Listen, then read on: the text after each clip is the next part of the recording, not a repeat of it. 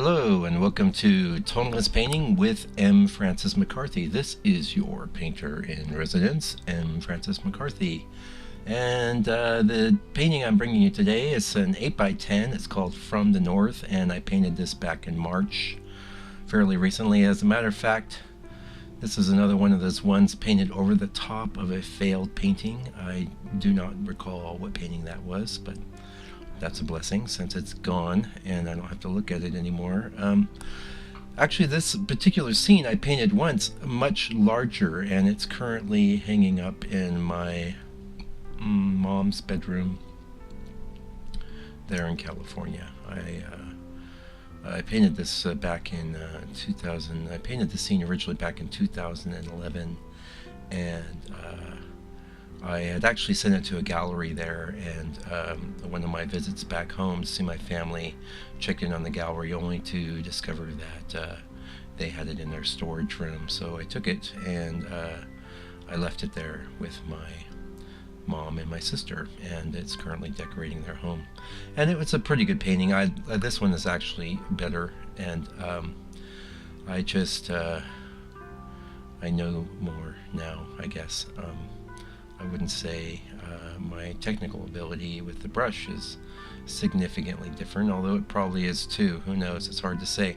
I just recently, by the way, completed a survey of reference images that I've taken since 2000, so 17 years worth of reference images. And now, back in 2000, I was not working as a painter. I was a commercial illustrator, but somehow in my mind I'd always had this idea that I'd like to try being a landscape painter. Weird how those things work, but kind of a self-fulfilling prophecy, I guess, since that's what I've been for the last 7 years. And to the degree that many people at the art center where I work have no clue that I am actually very good at drawing people, and actually quite good at doing edgy skate type art with skulls and demons and dragons or whatever you want. I used to do all that stuff, and but you know, as I matured, I feel like I want to put artwork into the world that is going to create and generate positive feelings, and touch off some of the deeper feelings that we all have. And a lot of those feelings that we have like that are inspired by nature. They're inspired by a beautiful sunset or a beautiful scene in nature, and that's so much better than the kind of reaction that I used to go for, which was, oh, that's cool, man, that's rad, you know, or as they would say out here in New Zealand, they would say that's mean, which means the same thing as cool.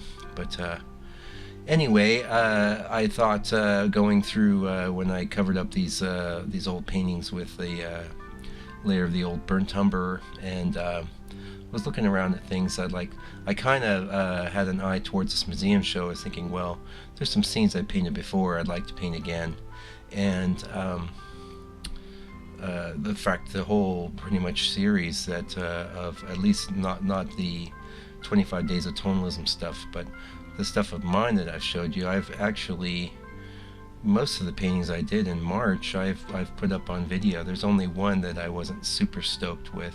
Even that one's not too bad. I mean, I don't know. I don't think it's great enough to share with you guys. But now, the other interesting thing is that I just recently solved my issues and problems with these larger paintings I've been struggling with for the last 2 weeks. You know, this thing goes wrong, that thing goes wrong, I gotta fix this, I gotta fix that. I've got the paintings done.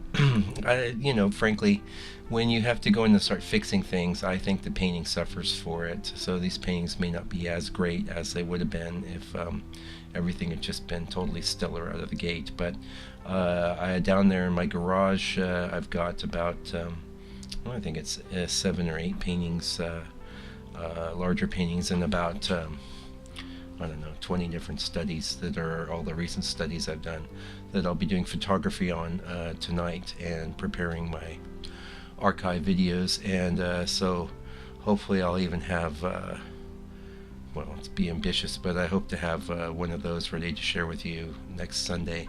Now, by the way, you may have noticed, well, it's your Sunday there today. It's my Monday. I missed yesterday. Basically, my wife is a midwife. She had to spend the night delivering a baby, so she was at home sleeping, and my voice carries, and I know it disturbs her when she hears me talking, so I wasn't able to get a video out to you yesterday, but I'm doing it right now. I'm home for lunch today. I've been in the studio, just kind of actually mostly collecting these paintings together to do some photography tonight, and you know, deciding what I'm going to paint this afternoon. And I'm going to be going after this vertical. Now I ended up with some boards that were 12 by 16 verticals, which is, pardon me, quite tall and skinnier. I really prefer proportions like 11 by 14, and I might even prefer these 12/16s if they were more like, as far as verticals go, maybe 12 by 15, you know. But I found the scene I think is going to work real well, and I've done the study, and it's interesting. The proportions of 5 by 7 actually scale pretty close to 12 by 16, so it's kind of this river scene with a really nice kind of dusky sky with purples and yellows, and looking forward to getting in and painting that this afternoon and doing my first layer on that, and hopefully it'll go awesome. It'll go great. It seems like it's been a while since I got in and actually started to do a fresh new large painting. Well, I did Saturday. I did a 10 by 14 that was a sort of a forest scene, and that's on the rack drying right now, and you can bet I'm going to wait till that thing's totally frickin' dry before I hit it with the liquid. I like to do liquid in between coats because especially now I've been using a lot more ivory black in my process, and when that dries, it dries to a very, very dull matte color, which is not appealing looking, and you can see the difference immediately as soon as you hit it with some liquid. Or, you know, some guys in the old days, what the masters would do, they would do something called oiling out. So they would go over the painting with some linseed oil and a rag, and heck, I might do that too, but I kind of like to build up a really strong, tough surface, and I feel like liquid is very tough. When it dries, it's quite rubbery, quite resilient, and that's why I use it. It's, God knows what kind of, I know there's an alkaloid medium in there. The actual gel itself, I really don't know what kind of oil that's made out of. It's petroleum of some type.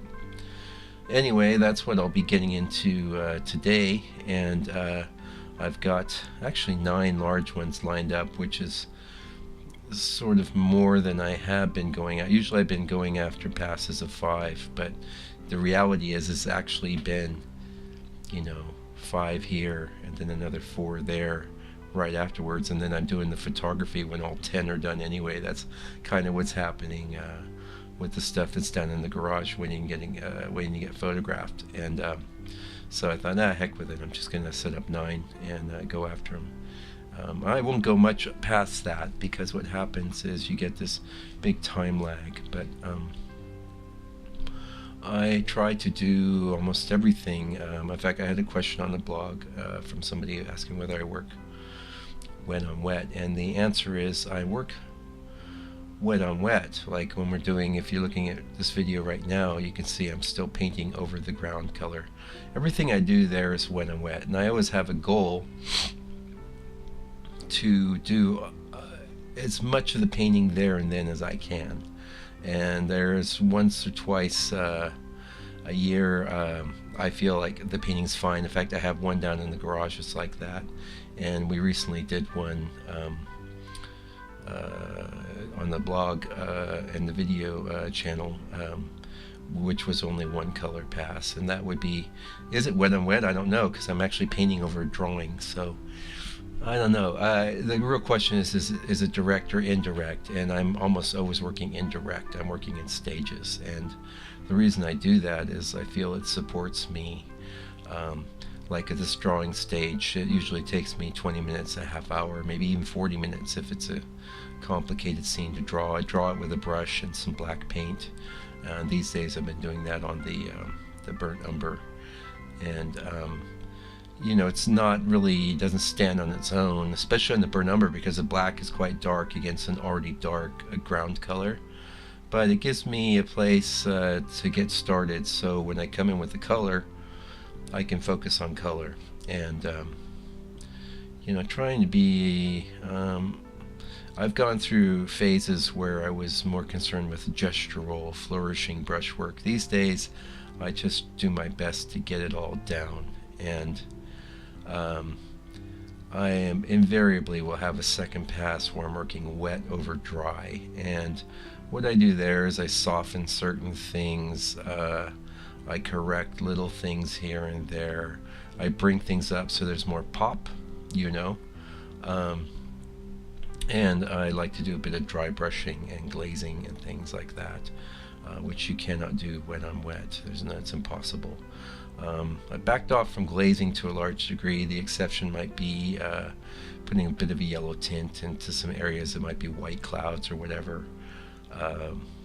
But I haven't done a lot of glazing with black. I think I did a little the other actually I didn't even really what I've kind of been doing instead is a bit of dry brushing with black in areas like that, which it's, you know, one process gets in the pits and the other process gets in the peaks. So when you dry brush, you're hitting the peaks of the paint. When you're glazing and wiping off, the paint stays in the pits. But overall, the glazing has a I think a more of a darkening effect, and they can both have a darkening effect, especially if you're working with the dry brush on black or glazing with black, which is one of my favorite colors to glaze with.